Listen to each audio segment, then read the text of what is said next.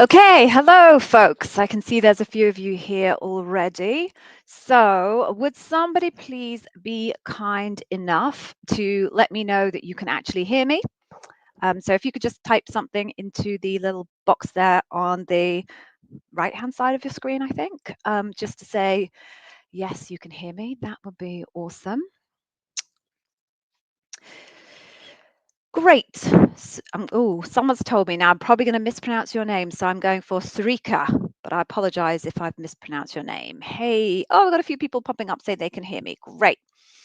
Okay, folks, so it usually takes a little bit of time for everyone to get the notification that we've gone, I say we, I have gone live and to join us. So whilst we wait for some other folks to join us, I will give you a little bit of an introduction into myself.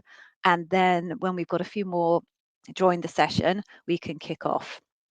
As you've noticed, I am on my own today. My business partner, Yevgeny, is in Egypt doing something fabulous there. I'm very jealous. I would absolutely love to go to Egypt one day, but sadly, not at the moment, but there we go. So I am on my own, which obviously means I'm going to spend the next hour pretty much talking constantly. So I do have some water here with me. So I apologize if I have to occasionally pause to slurp. So who am I? Good question. Existential question, in fact. And now I'm going to cough. So apologies, 1 second. Deepest apologies. So, parking the existential question, who am I? Well, I'm Gigi, and I am a founder member along with my business partner, Yevgeny, of Day One Careers. Now, I'm assuming you have found your way to this live because you've been using our YouTube channel with our extensive range of videos about how to prepare for your Amazon interview. How I am able to create all of this content is I am an ex-Amazonian, senior leader, L7, and also a bar raiser.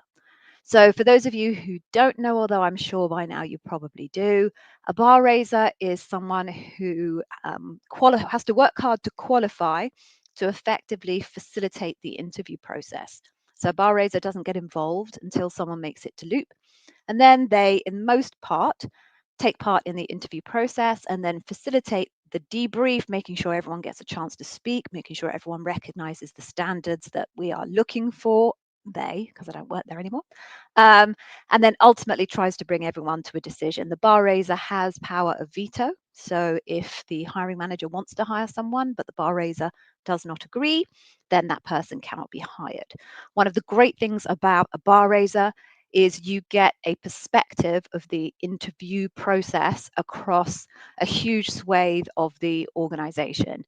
So I would have bar raised on loops for many different countries, not just European countries, but also North American, the USA, Canada, Mexico.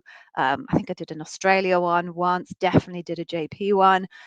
So you get exposure to multiple countries and how the interview process works in multiple countries, which is broadly the same, but also multiple different job families. So my personal skill set is as a marketer. I'm a career marketer, but I would have run debriefs and interviewed candidates across many different job families: software development engineer, acoustic engineers, fulfillment center, pre-planning, legal, finance, marketing, product, kind of across the swathe. So you get a very broad perspective of how the interview process works at Amazon, which kind of sets a bar raiser slightly aside from everyone else, because everyone else is going to have a very limited scope of experience, either only hiring for their team or their team and sister teams, or if they are recruiters, they will only have perspective of the type of people they recruited for. Mostly recruiters tend to focus on specific job families. So that was my background. I was at Amazon, and whilst I was bar raising at Amazon, I started to notice candidates doing some strange things, and even stranger, consistently the same strange thing over and over. So being the curious person that I am, learn to be curious, as I'm sure you are familiar with, I started to ask candidates why it was they were deciding to take this particular strategy in their interview process, and many of them pointed me towards YouTube. So I started to have a dig around in YouTube and identified that, yes, there was some content here, but it wasn't necessarily the right content. And it wasn't necessarily the content that everyone should be paying attention to. It was a little subject matter specific sometimes. So I decided to set up a YouTube channel whilst I was still working at Amazon and put content on there that I was really confident would be incredibly useful and valuable for everybody. Went down really well at Amazon. It was promoted internally, got loads of traction. That was great. Definitely known for my subject matter expertise in a strong bar raiser. My journey at Amazon kind of came to an end. I decided it was time for me to move on from Amazon, but I kept this whole thing going and wondered whether actually I could turn this into something a little bit more structured to help people be successful in their Amazon interview. So I set up my own little company, I suppose, coaching people and doing digital courses to help people get in. At some point, I had a common customer with Yevgeny, who has a slightly different journey, but he was also had a little kind of side hustle for an Amazon interview preparation business. We had a common customer who thought we should work together. We met, got on great, and decided that we would be better to work together rather than compete with each other. And then this was then the new Day One Careers. So Day One Careers, we offer one-on-one coaching as well as digital courses and leveraging AI technology to help people prepare for their Amazon interview prep. And we do this free session every single Monday at the same time to answer as many of your questions as we possibly can. In terms of kind of housekeeping for this session, please do bang your questions down, but there are some limitations, I'm afraid. The first limitation is if you just have an unspecific question, hi Gigi, I'm preparing for my interview tomorrow, can you give me any tips? Like, there are hours and hours and hours of tips on the YouTube channel, and if I tried to replicate all of that in a live, no one else would ever get to ask a question. So if that's kind of your vague question, go to the YouTube channel first, and then if you have specific questions, you can always come back to a later live or drop a note in the channel itself, a comment, and I will answer that. On the other end of the extreme, there are, I reckon, over 10,000 job families in Amazon now, and no one person can be a subject matter expert in the technical side of each of those job families. So if you have a specific question about the technical questions that you might face in your interview, that I cannot help you with. I cannot predict what technical questions someone would get as a software development engineer or a hardware engineer or a lawyer or a finance person, etc. So if you have a very specific question from a technical point of view, I'm sorry, I won't be able to help you.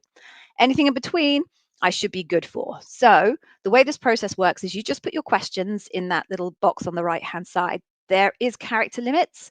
So if you kind of typing away your question and you realize you're about to hit the character limit, just put a little 1 at the end of the first block and then keep writing in the next block. And then if you still haven't finished your question, write a 2, and then I'll be able to see these multiple blocks of your individual question as I scroll through. That's it, I think, in terms of housekeeping, and I can see people have put questions down the side there, which is great, so I can get going. What I will say, folks, is do stay until the end of the session. I have some incredible freebies to give away. Freebies I'm very confident are probably the best freebies you'll get about Amazon interview online. So do not disappear off too early for that. And I'll get going. I don't think there's anything I've missed. And unfortunately, I haven't got Yevgeny to tell me if I have missed anything. So we'll see what happens. All right. So we're going to start with Sabrina. So let me just pull you in there, Sabrina. There we go. Right. So you had your loop interview on the 28th. Okay, so that's a couple of weeks ago now. Then I got the result that you're successful with the process. But they didn't have any available positions now, so you need to wait. Okay, so I reckon this is some kind of an area manager role or maybe a junior software development engineer role. Okay, they will tell you if there's any position open in the next 6 months. What should I do now? So they actually take people within these 6 months. Okay, I will pop you back in. So this does happen. Okay, let me divide this into 2 parts. There are a few roles where effectively, because they hire so many roles, there's kind of quite a lot of either new roles opening up or people moving on from a role and therefore they need to backfill it. For some roles, they literally constantly interview because that means they can have a bench, let's call it, of secured candidates who, when the next role becomes available, they can simply call and get them in post almost immediately, rather than having to wait 3 months to try and find someone to put that person in post. For, so those roles tend to be area manager roles or junior software development engineer roles. With those roles, the probability of getting a job in the next 6 months is really high, because the reason why they're doing this sit on the bench type process is because they do actually have quite a lot of availability coming available very frequently. In other cases, it is possible for you to be to go through an interview process to be considered bar raising, but perhaps the position that you interviewed for has been removed and the budget has been stripped, or maybe someone got hired just before you did your interview and then now there are no positions available. The approval that you have to be hired in that case is valid for 6 months. It's valid for 6 months at the level you interviewed for and for the job family you interviewed for.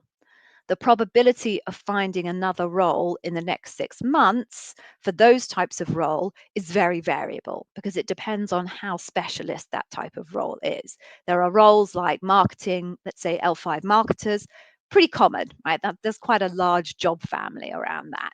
But there are other roles that might be much more subject matter expert, where actually it's quite rare that those roles come up because they aren't very kind of large pool in terms of the actual job family itself. So I don't know which of those two categories you fall into, Sabrina. If you're the first, just keep your eye on the roles that are coming up. Drop the recruiter a line if you think that there's a role that is going to be appropriate for you. But mainly, you can probably be relatively passive in that situation. If you're in the second category and you're in a kind of a more standard corporate role, then my suggestion to you is to definitely be proactive. So every couple of weeks, maybe even once a week, check the Amazon jobs board, see if there are any roles that you are that you like, apply directly for that role, and then contact the recruiter that you worked with this time round to let them know that you have already applied for that role, and could they make contact with the recruiter who's responsible for that role and give you a recommendation to them. That would be my suggestion. I hope that helps. Let's pick the next one here. Hello, is that an M or an RN? I can't tell actually, I haven't got my glasses on. Hang on a second. Right, so that's an RN. Okay. Can I recover if my technical round in the loop with a new interviewer wasn't strong, but my earlier technical screen with the hiring manager went well? Yes, it is entirely possible to recover from that situation.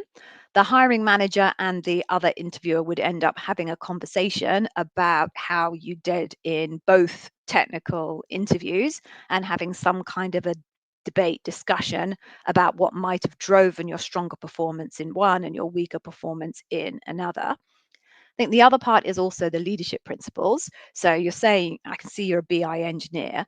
So being able to raise the bar in the leadership principles is intended to be equally as important as your ability to demonstrate that you can do the role technically. So I can see in a scenario where if you were super strong on the leadership principle part of your interview, and as you've mentioned, you were strong in your initial technical interview, but weak in the technical round in your loop, I can completely see a scenario where everyone could get comfortable with the fact that maybe you just had a bad day for that particular technical interview and still extend you a hire. So it is very much possible to recover from that situation, bearing in mind you've got nothing to do with that recovery. It's about everyone else talking between themselves. But I would not assume that a poor technical interview in loop when you've already had a strong technical interview in early rounds would necessarily mean like end of days for you. So I think you just chill. Don't worry about it too much. Okay, so do folks keep asking those questions? I am working my way down. Okay. Okay, this person here. Okay, so right. Oh, we're having email communications, aren't we? Is it Durav? Is that the way I would say your name? Oh no, it's a different Durav. Okay, sorry, wrong person. Bizarrely, I'm having an email exchange with someone who shares your same first name. How weird. Okay, so I have my final loop interview in a few days for a new SDE grad. Okay. Would bar raiser consist of coding as well, or would it only be behavioral? Okay, so there's a couple of questions here. All right, so I'll answer this one first. It's very unlikely that the bar raiser will also be doing a technical aspect of your interview. The whole point of a bar raiser is to not be from the team who are hiring. So they essentially are somewhat removed from any imperatives associating with filling that role. So in more cases than not, the bar raiser is not going to be a dev. However, it is possible for the bar raiser to be a senior dev. There are obviously Amazon is like spilling over with devs as a job family compared to every single other job family. So it is possible that your bar raiser will also be a dev. So I would tell you in kind of the balance of probability, you probably won't face technical interviews, technical questions from your bar raiser, but it's not a complete impossibility. All right, next you've got a second one here. So let's just do that. How should the situation be expressed in a question if talking about a project at grad school or during an internship?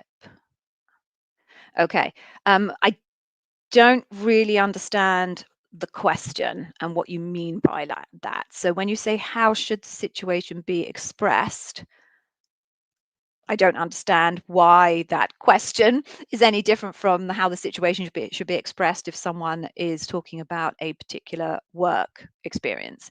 So I think I need a little bit more guidance from you in terms of what is your particular concern. So that might be better. Rather than asking me the question, tell me your concern, and then maybe I can address the question from the context of your concern. That might be easier. Okay, can I tell you if it's okay if the answer is around 3 minutes long? Yeah, so I would say for someone who is applying for an internship and you're a grad, 3 minutes is fine. 3 or 4 minutes is probably what I would be aiming for someone at your level. So that would be fine. So yeah, if you just want to tell me your concern about expressing your story in the context of being from school or an internship, then I will try and pick that up. Okay. Do I have any tips on how to appear and communicate more impactful as an Amazonian in order for the team to give better Forte feedback? Okay, right. So you're an existing Amazonian, you've had a Forte feedback, and some of your feedback is around your communication not being impactful. Okay, so JB, it actually matters quite significantly the context in which you've received that feedback, because the way you have described it here, I don't have enough data to be able to give you any recommendations. So I'm going to park your question. And what I will say is, this isn't something we usually do, by the way, folks. We tend to support non-Amazonians trying to get roles in Amazon. But of course, I'm a senior leader, or was a senior leader. I must stop imagining that I'm still there. I was a senior leader at Amazon, so obviously we've got lots of experience about managing our own teams and Forte and promotions and all of those types of things inside Amazon. So what I would say is, why don't you go to our website, which is www.day1.careers, go and find the link to support, and then you can send us, fill in the form and give us a little bit more detail about your experience in Forte and what exactly has been said to you. And then Yevgeny or I will have a look at that and give you some advice independent of this, because I don't think that advice would be very helpful for everyone else in this session, and also it lacks a bit of context. So I'm going to pop you back in, but I'm not saying we won't help you. Please just go to the website and send us a separate message, and we will try and give you our advice based on our experience. Okay, moving on then. Okay, also during answering Am I okay to answer follow-up on anything, but should I dive deep in technical part to increase the length of my actions? Okay, I'm going to have to read that to myself again because I'm not quite sure I understand. So, during answering, am I okay to answer follow-up on anything, but should I dive deep in technical part to increase the length of my actions? Right, I'm not quite sure what you're asking me, so I'm going to make a guess. Um, okay, yes, obviously you should answer any follow-up question that you're asked. Should you go deeper into the technical part to increase the length of your story? Right. So if your question is to increase the length of my story, would it be good to go into the technical part? I would say no. The leadership principle questions are all about understanding your capabilities from a leadership principle point of view. So if you were to spend a large amount of time talking about your technical abilities, then the story and Phil, let's say you have 2 minutes on your leadership principle narrative and you want to get to 4 minutes. So you put another 2 minutes on your technical side. When I'm looking at that data from a leadership principle point of view, you've still only given me a 2-minute answer, because regardless of whether it lasted 4 minutes, I'm actually only getting 2 minutes worth of data from a leadership principle point of view. So the guidance for the 4 minutes is there should be enough content with enough depth around the leadership principles to last approximately 4 minutes. It's not about you must have a 4-minute answer. Hope that makes sense. Hope I answered your question. If I totally got the wrong end of the stick, feel free to put another question down below and I'll try again. Okay. GC John K. So I understand it's recommended to have at least 20 leadership principle examples. What if I don't have that many? Some of the LPs I've noticed can be in multiple LPs. LPs cannot be in multiple LPs. LPs are mutually exclusive, so I'm a little bit confused by that. So do you mean some of the questions that you found somewhere on the internet can be in multiple LPs? Maybe. I know not to use the same example for each loop. Okay, so what if you don't have enough unique situations? Okay, let's just separate out the idea of a situation and a story. Okay, so to your point, you can turn a single situation into multiple stories. So if you're telling me that you do not have 20 unique situations, what you do, my advice is take the however many number of situations you do have and try to create multiple stories out of them. Now, yes, I definitely say try not to use the same example for each loop. And actually, in an ideal world, you would not use the same situation for across multiple loops, but sometimes that's just not possible. So you have to create multiple stories from a single situation. The only way to do that successfully is to make your stories, those two stories that you're going to make out of that single situation, sound like they're very different stories. By that, I mean you focus on very different aspects of the situation.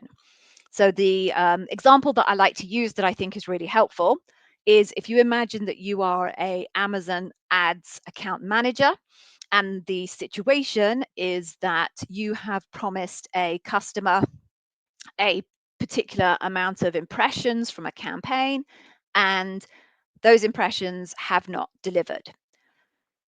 That situation can then be broken into two parts. So either you can be, those impressions have not delivered and my customer is really upset with me and furious and threatening to leave. Or that the end of that situation could be, I really don't understand how the campaign under-delivered. The end of those two situations then put you to two different tasks. Let's use, I don't like the STAR model, but two different tasks. One task for the customer side of things would be to rebuild that relationship with the customer.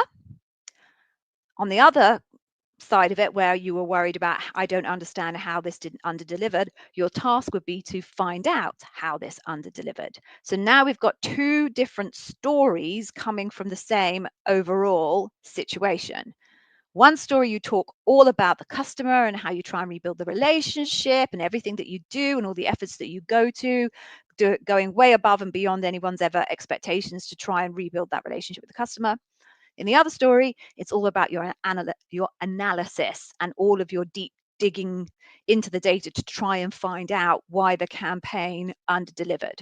So although you are using the same situation to create your stories, the two different stories are on such fundamentally different leadership principles, you can make them sound very different. So you would struggle to make it sound very different if you were going to try and use customer obsession and earn trust for your two different stories, because they're relatively similar. But if you're using earn trust and dive deep, they're very different. If you're using invent and simplify and dive deep, they're very different. If you're using think big and insist on the highest standards, they're very different. So that's the way I would recommend you go about creating multiple stories from single situations. I hope that helps. Oh, right, Sabrina, it's for a data center technician trainee. Okay, so it's a pretty junior role. So I would imagine it is quite a bit similar to the software development engineers, where they're just trying to kind of keep a bench of people available as the data centers open up, because there'll be data centers opening all of the time. So I think what I would say to you is still keep an eye on the jobs that are posted on the Amazon job site. And if you see something you're interested in, just apply for it. I'm kind of the opinion that no one else, you should never outsource your life to someone else, particularly if you're not paying them. So don't be passive, always be active, own your career, own your future. So anyone, if a recruiter is saying, oh, just wait and you'll hear from me in 6 months' time, don't do that. Be proactive and kind of take the forward foot, and then make your applications, and then contact the recruiter and tell them you've made the applications. Okay. Okay. Should I just tell the project I'm working on? This lacks context, I'm afraid, Durav. If you're asking me if all your answers should just be focused on the project that you're working on now, it depends on the scope and complexity of the project that you're working on now. It depends how long that project has been ongoing for. So too many variables to be able to answer that question. All right, next one. I got an email from HR, okay, that they got your profile from the internal job portal. Okay, so I think you mean from the ATS, which is the applicant tracking system, and asked you to apply for a SPM role, so senior product manager or program manager. I'm not sure because they have the same acronyms. If the JD interests you, when you check back, the application status was no longer considered. Right. So I think what you're saying to me, Kvass, is that the recruiter reached out, asked you if you were interested. You said you were interested and applied, and now the status is saying no longer under consideration. So you haven't asked me a question. Oh, there you go. Here it is. What could the potential reason, any suggestion to improve the probability of getting a resume shortlisted? So the potential reason would be that the hiring manager looked at your resume and decided that actually it wasn't a good match for what they were looking for. So essentially what happens is in Amazon, there are lots of different types of, you call them HR, but actually in Amazon, it's not HR, it's a different function. They sit under HR, they're the recruitment team. There are recruiters in Amazon who are called sourcers. There are some recruiters in Amazon that are full life cycle recruiters. So they do sourcing all the way through to supporting the candidate through the interview process. So it sounds like either a full life cycle recruiter or a sourcer whose job it is to find potential candidates to fill a role has found you, seen your LinkedIn profile, asked you if you'd be interested in applying, which you've said yes. By the point they then see your actual resume itself, or maybe the hiring manager sees your resume, they've decided that actually you're not the right fit. Any suggestions to improve the probability of getting a resume shortlisted? Well, you've got to be a strong fit for the role, is always going to be the first one. You have to have a resume that very clearly reflects the type of work that they're looking for in that role. You have to have a resume that very clearly demonstrates the strength of your impact on your previous employers and includes plenty of metrics.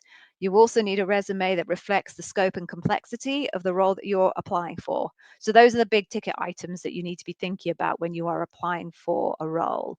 Um, Whether you need a different resume for every single role you apply for, I'm a little bit skeptical about, but that does depend on the range of roles that you apply for. If you're a marketer like me and you're constantly applying for marketing director roles, there shouldn't be a lot of deviation that you need to apply to your resume for a marketing director role in company A versus company B. If you're trying to apply for product manager roles as well as program manager roles, as well as, I don't know, business improvement roles, then that's different. You would have to have a very different version of your resume for those. Okay, I hope that helped. I'm going to jump back up the queue here. Okay. Could you please share how to answer questions with personality and be more conversational rather than rigid/scripted? I tend to be stiff and would like to be more conversational. Okay. So I think there are a couple of parts to this, Mr. Mop. The first part is be very, very familiar with your material. Now, that's not necessarily, I don't necessarily mean learn the script off by heart, but what I do mean is be very, very familiar with the details of what you want to say. So what are the key points? What's kind of the key structure of the narrative? Try and get yourself as familiar with that information as possible, because then you won't feel so compelled to either have a piece of paper there with you that you then end up more or less reading off as a script, or feel so compelled to just spout off a single script. The more you're comfortable and the more you've internalized that information, the more relaxed you can be when someone asks you a question about it. So that's the first one. The second thing I recommend is a little bit of acting. So let's say that actually you do have a fully structured narrative that you could completely answer the question with, that you've prepared, and just by luck the question you've asked perfectly fits a narrative that you've created, but you don't want to just sit there and spout it off. So there's a couple of things that you can do in terms of making it sound more natural. First thing, pauses. Right? Make sure that you pause in places that would be natural to pause in if you were having a relaxed conversation with someone. So think about pauses. The second thing that you can do is add in some ums and ahs. Okay. So even though you don't need to and ah because you know exactly what you want to say next, taking a pause and going, yeah, blah, blah, blah, blah, blah, again makes it sound a little bit more like you are generating those thoughts in the moment rather than just spouting a script. Another trick, I'm exposing all of my acting tricks here. Another trick you can do is about using your eyes and looking off to the side or to up and to the right in the moment of the pause. So if you are a visual thinker, I'm a very visual thinker, some of you will be as well. Visual thinkers, when they are processing information, will look up and right as they're thinking about something. So imagine you're spewing off a script, but you want to make it sound natural. You take your pause, you go, yeah, blah, blah, blah, and you move on. So these are little kind of body language tricks, if you like, for lack of a better term, that can make it seem like you are actually generating those thoughts in the moment rather than just spewing off a script. The other thing you can do is literally just pause in the middle of your narrative and say, just stopping for a moment, am I making sense? Is there anything you want to check in on before I move on? Right, just to try and open up the narrative opportunity for the interviewer to join in the dialogue rather than just sit there passively and listen to you from end to end. I think those would be the key ones that I would recommend. Definitely need to practice them. So if you're going to be doing the old acting ones that I was just describing, that's something you definitely need to practice. So record yourself basically doing those things because you don't want it to look like you're doing those things intentionally. I hope that helps. Right. So we are, I can't believe we're already at 35 minutes. That's crazy. So what I'm just going to do, folks, is I'm just going to pause momentarily here and I'm going to ask you a favor. So You can see from the content on the channel, both on here, I've also got a TikTok, although I'm not quite so committed to my TikTok as I am to YouTube. We do this session, we have free blogs and all sorts of stuff. We put a huge amount of effort into this free content, and don't get me wrong, we do it because we want to help, so that's grand, but we would love a little bit of help back from you. So what I'm going to ask you to do is, whenever you watch one of the videos on the YouTube channel, please just take a fraction of a second to just give it a like, give it a thumbs up, or if you want to, you can write a little comment. What that does is it tells YouTube two things. It tells YouTube it has surfaced that video to the right person. That person is interested in that content, and then it tells them that actually that content is good, and the person who they have surfaced the right type of content to actually likes that particular piece of content. That then boosts the credibility of Day One Careers content in the algorithm, and we are more likely to appear higher up in the rankings than perhaps some other content that might not be quite as high quality as ours. So that's my ask of you. Whenever you're looking at any of our videos, please do that. Seeing as you're here right now talking with me, or you're not talking with me, I'm talking to you, I'm going to ask you to give this video a thumbs up like. So I can see about half of you have already done that. So I'm super grateful to all of you that have done that. Thank you very much.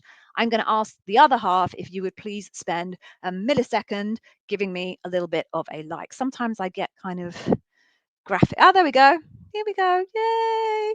So I'm going to ask you other folks who haven't done that yet to do that. And whilst you do that, I'm going to play a little bit of amusing entertainment. At least I think it's amusing. You probably won't. But 15 seconds of a little bit of entertainment whilst you give the video a thumbs up would be very gratefully received. Here we go.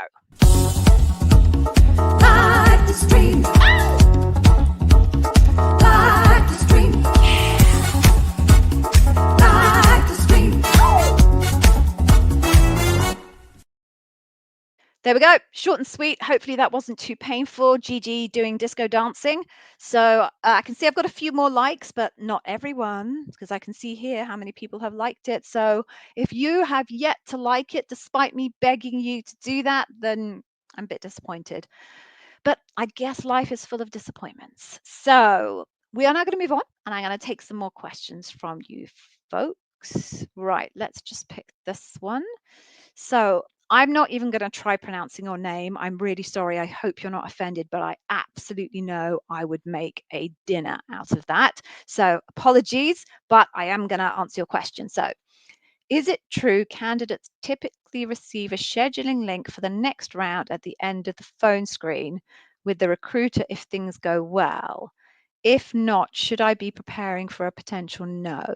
No, I wouldn't say that's typically true, because the recruiter has to, in most cases, actually talk to the hiring manager and just confirm that the hiring manager is comfortable with actually moving that candidate on to the next round. So if you haven't received a scheduling link immediately after your screening with the recruiter, I would not assume that it was a no. Oh, we've done this one already, so that's fine. Sorry. Okay. Oh, cause. Oh, okay. I know who you are. You weren't offered the L7, but the recruiter said that I cracked most of the interviews and would offer you a different L7, but an IC. She said that there won't be one of two, a need to prepare for interviews. And I just wondered if you had any suggestions on preparing for the discussion.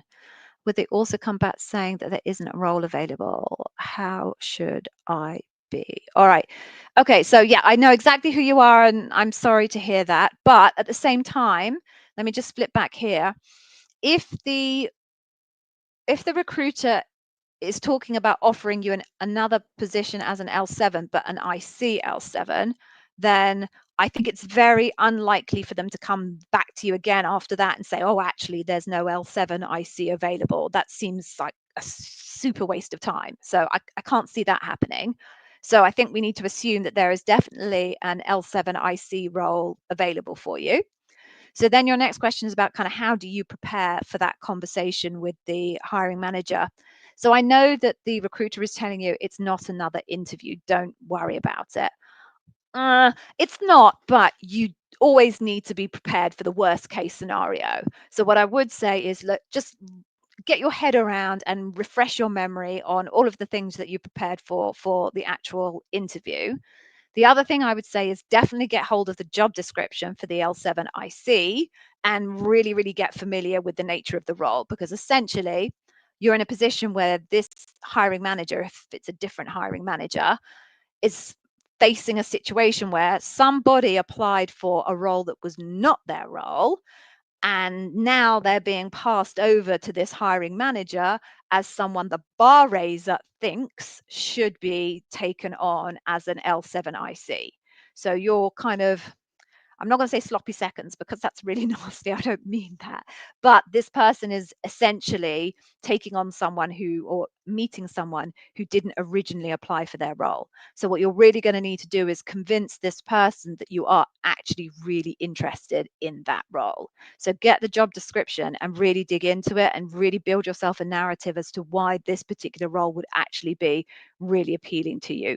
Lead into the recruiter, squeeze the recruiter for every bit of information you can about the role, about the hiring manager, about the team, so you can sound, when you meet that person, really enthusiastic and well versed in what that role is and what the expectations are. Then your next question, in terms of comp, can you expect it to be within the same range? No, it won't be within the same range because you are not a manager. So there is a premium for manager roles. I do not know exactly what that premium is at this point in time. So you can expect it to be at a lower comp level. Whether that will still mean that from a comp perspective, it's still within the band. It will be a different band, but it would kind of like, they'll have some overlap. Probably it's not going to be that far off, but it will be less because you aren't a hiring manager and there is a comp premium for being a manager. I hope that helps. Keep in touch and let me know how you get on. Okay. Leo. You had your loop about 15 days ago. Oh, and you didn't receive any feedback since then. You've even sent an email asking for feedback, but get no return. It certainly means I didn't get the job, but it seems strange. What could have happened? Okay. So I'm bringing up your original part first. Does it necessarily mean that you definitely didn't get the job? I'm kind of going to say no there, because I have definitely seen instances where it has taken weeks for recruiters to get back to candidates and they've had a positive outcome. Those are, however, outliers. The main bulk of people should hear back within those 5 SLA days about whether they are or are not going to be made an offer. So you can, I think, still hold out hope. And we have a saying here in the UK, I don't know whether it applies anywhere else, is it's never over until the fat lady sings. And by the way, everyone, that's a reference to the final song in an opera, because opera singers used to be larger ladies. I don't think they are so much anymore, but that's the reference anyway. So it's never over until it's actually over. So don't write yourself off just yet. It is obviously strange that it's gone on that long. Sometimes it goes on that long because they've just been poorly organized, and perhaps someone didn't tell the recruiter that they were going on annual leave just after the interview happened, and they've disappeared off for is it annual leave? I don't know. We call it annual leave in the UK. Is it PTO over in the US? I don't even know where you are based, Leo. But it's possible that someone just was badly organized and didn't tell the team that they were going off on their vacation/holidays for a couple of weeks. So that can definitely cause delays. Other delays can be caused, quite frankly, by a recruiter who's just overwhelmed and isn't on top of everything that they need to be on top of, and maybe you've fallen between the cracks. I know that you have messaged your interviewer, your recruiter, asking for feedback. It's possible that your recruiter went on vacation or holiday and they haven't properly handed over to another recruiter to cover them. So there are quite a few different scenarios where you don't necessarily have to write yourself off. But what I would say is, it's totally outside of your control now. There's nothing you can do. I would say just do keep following up every few days, trying to get some kind of an outcome from this recruiter. The other thing you could do, Leo, if you're comfortable, is you could reach out to people who were on your interview group through LinkedIn and very politely say to them, apologies if I'm disturbing you, but interview was 15 days ago, yet to hear back from the recruiter. Super keen on the role, would love to hear what, if any, the next steps are going to be. Is there any way you could give the recruiter a bit of a nudge to try and get back to me? You can definitely do that. No one's going to take any offense at that, as long as obviously you are very polite and constructive about the situation. So that is potentially another route that you can take if you want to. I hope that helps. Okay, so CI, is that meant to be kind of a chemical component? I did terribly at chemistry, horrifically. Biology was my thing. Okay, what are the main L4 LPs we have to prep for? There are none, so let's move on. The LPs are all different for the different roles that people apply for, so there are no main LPs that everyone has to prepare for. There are LPs that are probably likely to come into the interview, but they are not the main LPs. The main LPs will be different for every single role. How many stories should you prepare for an L4 position? Yeah, so the challenge you've got as an L4, which is a real kind of catch-22 situation, is you have less experience than everyone else. So you're going to have less situations. If you think about the situation story relationship I was talking about earlier, you are going to have less unique situations to be able to bring to the table, and therefore less stories to be able to bring to the table. But because you're an L4, your stories will be of lesser scope and complexity and than more senior roles, and therefore they will take less time to actually go through.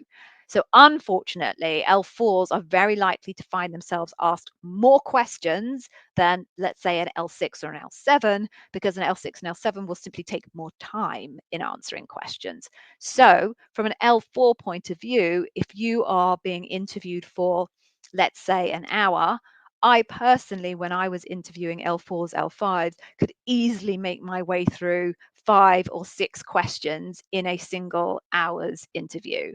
So much is driven, of course, as I've just mentioned, by you and how long your story is. So you are relatively in control of that aspect of it. However, you're going to find yourself having to use that trick that I just talked about by taking your situations and breaking them down into multiple stories. So if I were you, I would be prepared for having to deal with 5 to 6 questions per 1 hour interview, and then just multiply it up by the number of interviews you have. Okay. No, you're welcome. You're very welcome. And honestly, just stay in touch. And if you have other questions, you can just email me directly. You don't need to come wait a week and come to this forum.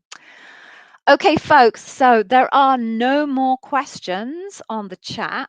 So if that is the case, then I'm going to wrap up. So what I'm going to do is I'm going to share with you those freebies that I talked about. And then if any more questions pop up whilst I'm doing that, then I can go back to those questions. So you can see down here, this is the link that you need to go to for the best freebies. Ooh, not my microphone there.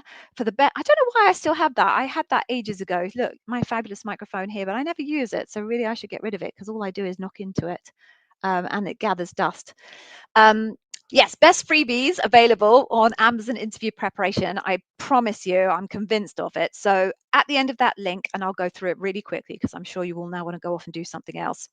3 things. First thing is a sample of our digital course. So our digital course is called the Amazon Interview Success System, and it is literally a hand-holding, step-by-step process guide to how to prepare for your Amazon interviews. It covers off all of the basics that you need to know about Amazon. It goes into deep detail about the leadership principles and the different, what we call facets of the leadership principles, so kind of the different versions of them that there are. It goes into what the interviewer is looking for each of those leadership principles. It takes you through a better version of STAR. We don't particularly like STAR. It takes you through that and how you can build that. There's an AI solution that helps you capture your stories and can provide you feedback on your stories. It's an amazing solution. So what we've done is we've given you a little sample of that for free. The sample focuses on the customer obsession leadership principle and will definitely help anyone who's expecting to be asked customer obsession, which is probably everyone. So that's that.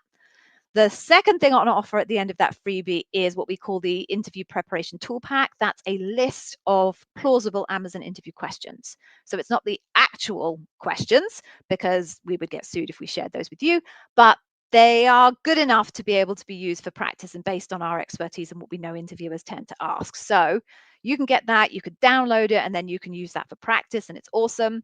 Both of those, then, this is the third thing, comes with access to our Day One Careers Heartbeat community, which has got, I think, over 6,500 people in that community now who have either previously or are currently applying for Amazon interviews. The amazing tool that exists on that platform is a AI bot that we have trained on all of the YouTube content.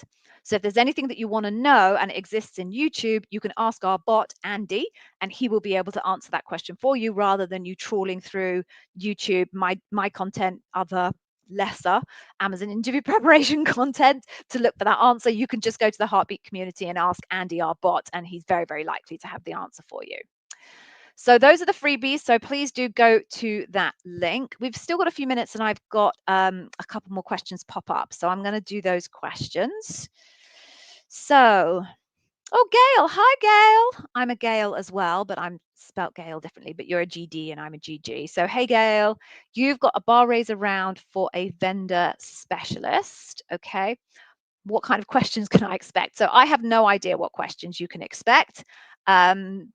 Vendor managers, there tends to be kind of a lot of commonality in the job descriptions. I've done quite a few job description reviews, and there are a number of leadership principles that are pretty common across vendor managers, but I cannot state to you what exactly they will be because your job description might be different.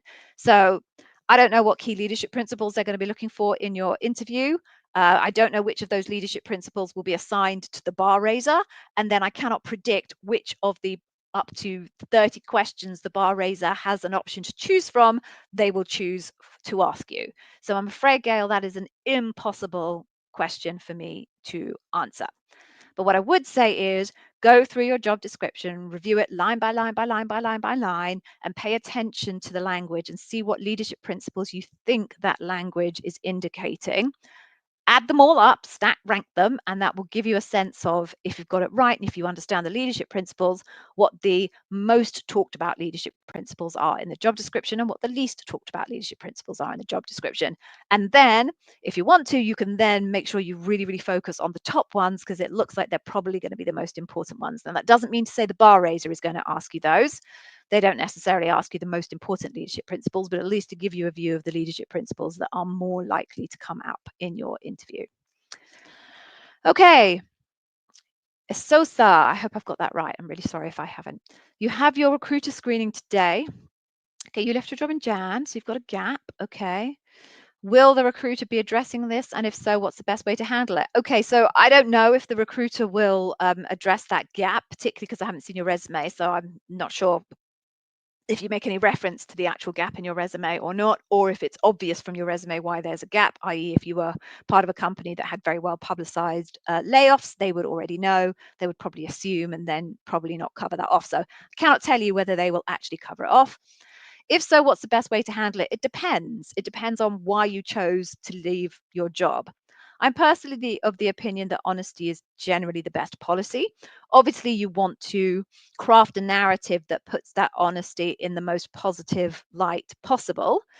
If you left because it was not a job that was serving your needs and was not what you wanted, I personally would say that, but you need to be clear what type of job would serve your needs and what is it that you want. And then what you're doing is you're putting a positive forward look on that conversation rather than just bitching about how terrible your old job was.